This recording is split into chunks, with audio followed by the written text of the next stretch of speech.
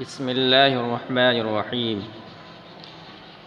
در بیان تواضع و صحبت درویشاں، تواضع اور درویشوں کی ہم نشینی کے بیان میں تو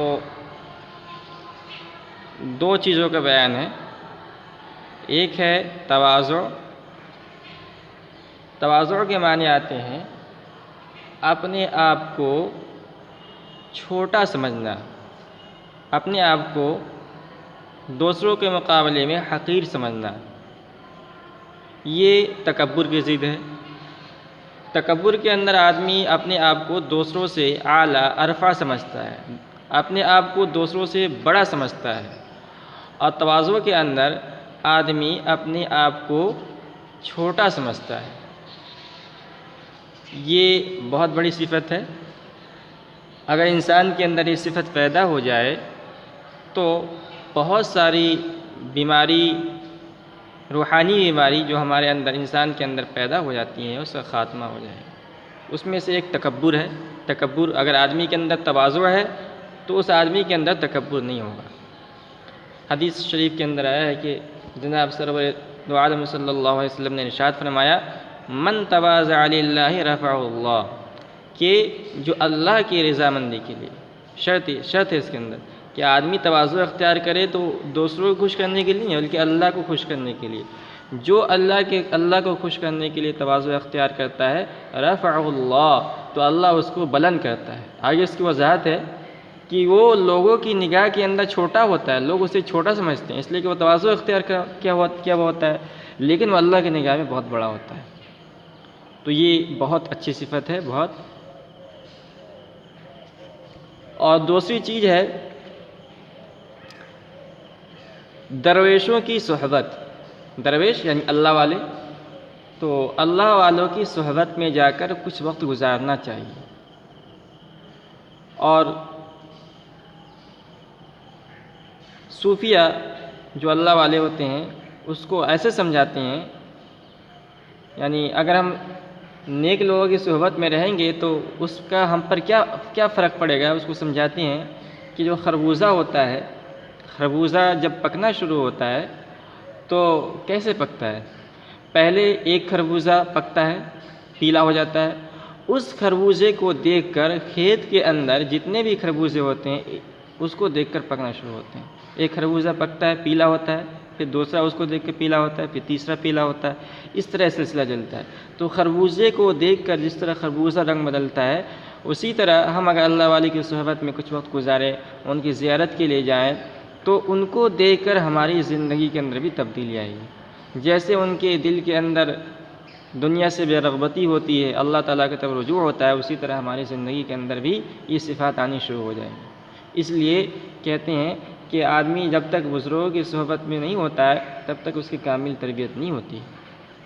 اس لیے کچھ وقت نکال کر ہمیں اپنا، جس طرح ہم اپنے دنیاوی امراض کی، اپنی جسمانی امراض کے علاج کے لیے ڈاکٹر کے پاس جاتے ہیں، اسی طرح اپنے روحانی بیماریوں کے علاج کے لیے درویشوں اور اللہ والوں اور صوفیہ کے پاس جا کے وقت گزارنا چاہیے۔ شیخ فرید بن عطار رحمۃ اللہ علیہ نے اپنے اس منظوم کلام کے اندر انہی دو صفتوں کے، انہی دو چیزوں کے سلسلے میں کچھ باتیں کہی ہیں۔ کہتے ہیں، گر تورا عقل است با دانش قریں، باش درویش و بدرویشہ نشیں۔ گر تورا عقل است با دانش قریں، اگر تجھ میں عقل ہے، با دانش قریں، عقل کے معنی بھی عقل کے آتے ہیں اور دانش کے معنی بھی عقل کے آتے ہیں، اور قرین کے معنی ساتھی کے آتے ہیں۔ تو لفظی ترجمہ، اگر تیرا عقل ہے اور عقل تیرا ساتھی ہے، یعنی اگر تجھ میں عقل اور سمجھداری ہے۔ گر تورا عقل اس با دانش قریں، اگر تو صاحب عقل اور سمجھدار ہے، باش درویش و بدرویشہ نشیں، درویشہ یا درویش کی جمع ہے، باش درویش تو درویش بن جا، باش درویش تو درویش بن جا، و بدرویشہ نشیں، اور درویشوں کی ہم نشینی اختیار کر۔ ہم نشینی جز بدرویشہ مکن، درویشوں کے علاوہ کسی کی ہم نشینی مت اپنا۔ یعنی اگر تجھے کسی کی صحبت میں رہنا ہے، کسی کے ساتھ رہنا ہے، تو اس کے لیے جو دنیا سے بے رغبت لوگ ہیں درویش اللہ والے، انہی کی صحبت کو اختیار کر کسی فاسق، فاجر اور بدکار لوگوں کی صحبت میں اپنا وقت مت گزار۔ ہم نشینی جز بدرویشاں مکن، درویشوں کے علاوہ کسی کی ہم نشینی مت اپنا، تاتوانی غیبت عیشا مکن، اور ان کی پیٹھ پیچھے برائی سے احتراز کر۔ تاتوانی جہاں تک ہو سکے، غیبت عیشا ان کی غیبت مکن مت کر، جہاں تک ہو سکے ان کی غیبت مت کر۔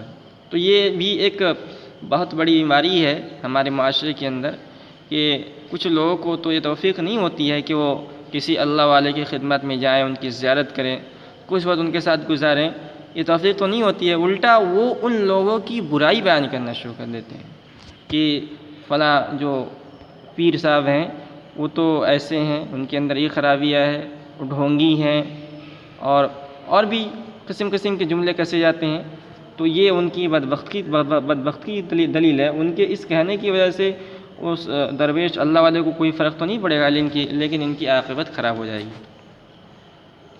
حب درویشہ کلید جنت است، درویشوں سے محبت جنت کی کنجی ہے۔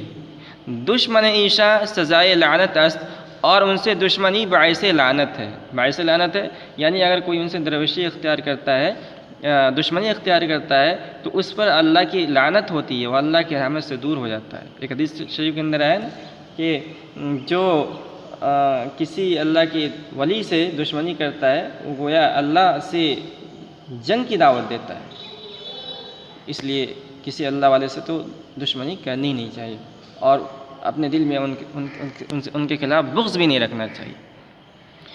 پوشش درویش غیر از دلق نیست، پوش کے معنی لباس، اور شین ضمیر ہے، ضمیر غائب ہے جو درویش کی طرف راجع ہے۔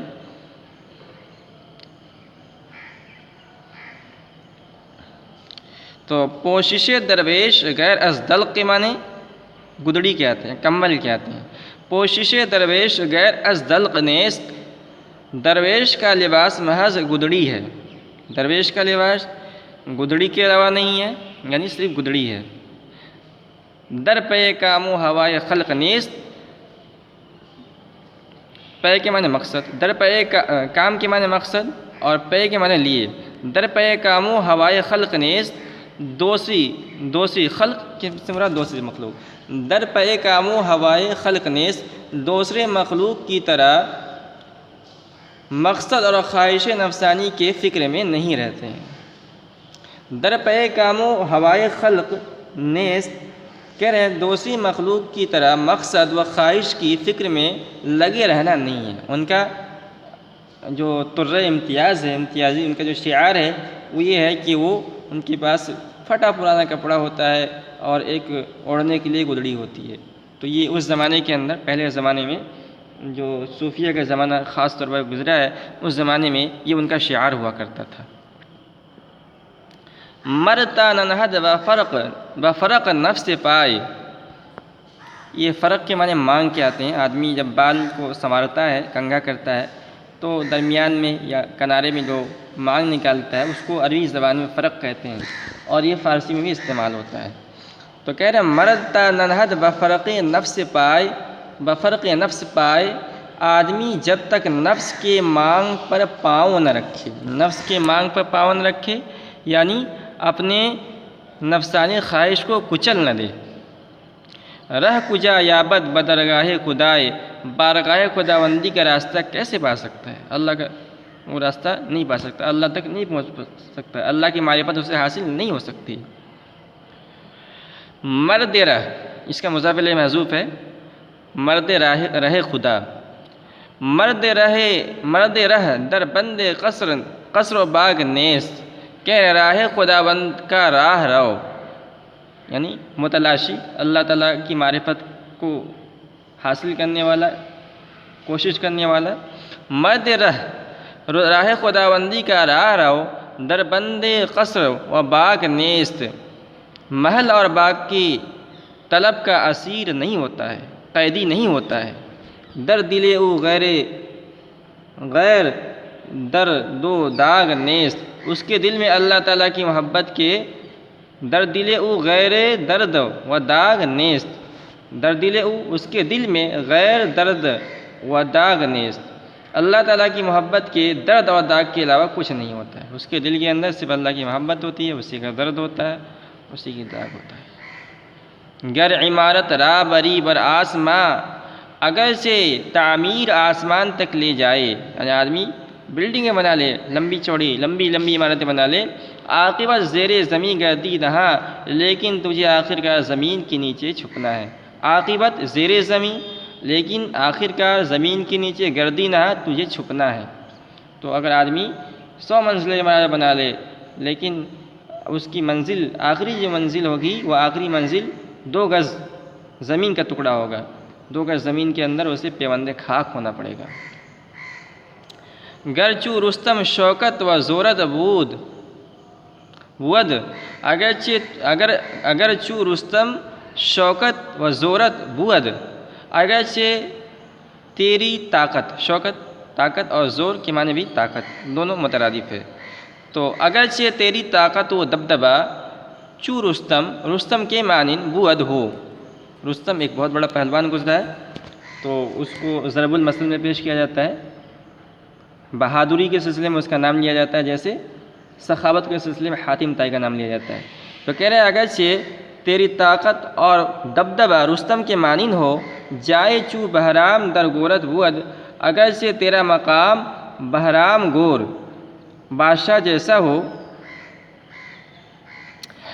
تو یعنی تیرے پاس اگرچہ بہت زیادہ مال اور دولت ہو، لیکن اے پسر از آخرت غافل می باش، اے لڑکی آخرت سے غافل نہ ہو۔